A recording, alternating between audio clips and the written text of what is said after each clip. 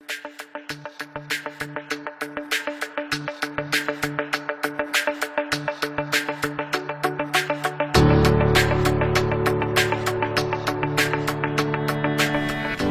No Tobacco Day is observed around the world every year on May the 31st. It's intended to encourage a 24-hour period of abstinence from all forms of tobacco consumption around the globe. The day is further intended to draw attention to the widespread prevalence of tobacco use and negative health effects, which currently lead to nearly 6 million deaths each year worldwide, including 600,000 that are the result of non-smokers being exposed to second-hand smoke. The member states of the World Health Organization created World No Tobacco Day in 1987. In the past 20 years, the day has been met with both enthusiasm and resistance around the globe from governments, public health organizations, smokers, growers, and the tobacco industry.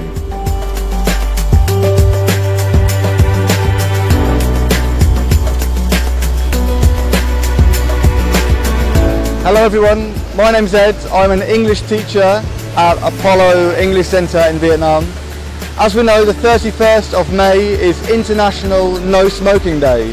So we're going to go and ask some people the question, do you smoke?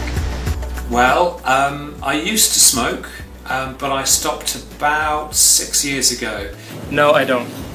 No, I don't. No, I don't. I occasionally smoke socially, but I like to do lots of exercise, so I don't really go along with that. Yes, I do.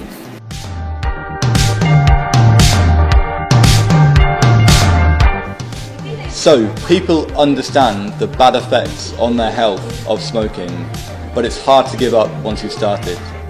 In English, you can say, I'm dead against smoking. That means that you really disagree with smoking. Or, if your friends smoke too much, you can say, you smoke like a chimney. So, what would you do to convince your friends or your family to give up smoking?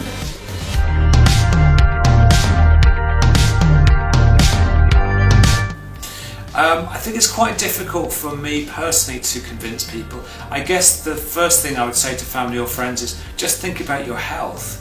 And then the second thing I think that perhaps will help people to stop smoking is if the government makes it really expensive. So where I come from in England, there's a lot of tax on cigarettes, so it makes it very, very expensive. And the other thing that's happened in England, which I think has helped a lot of people, and it certainly helped me when I stopped, was that it's now illegal to smoke in any public buildings, so all bars, restaurants, and anywhere public you're not allowed to smoke inside. And actually that's been a very positive way to help people to stop, so I think I'd suggest that the government does that as well. I would point out that even though cigarettes are not terribly expensive, that they can save a lot of money in a long time by not smoking and not buying cigarettes often. I think I would show them pictures of lungs, smokers' lungs, and suggest that if they want to live a healthy life, that they should cut back on smoking. I'd probably tell them they were going to die young. So my family and friends, I'll be fine with that. Yeah, you can be quite direct. To be honest, they know they're going to die young, so I don't really know what I could do to convince them more than that.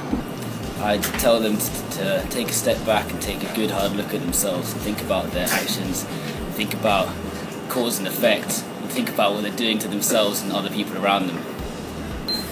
I would say that everybody needs to want it. Like, I'm never gonna push someone to quit or to reduce. It just needs to come from the person, and otherwise you just won't make it. It's just really, really hard.